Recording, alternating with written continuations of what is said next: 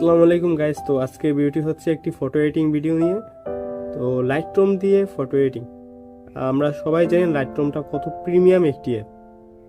তো লাইটরুম দিয়ে মানে ফটোর ব্যাকগ্রাউন্ড ব্লার সহ শুরু করে কালার গ্রেডিং এটি সব কিছু করা যায়। তো আজকে লাইটরুম এডিটিং এর সাথে সাথে প্রিমিয়াম অ্যাপটাও দেওয়া হবে। তো ভিডিও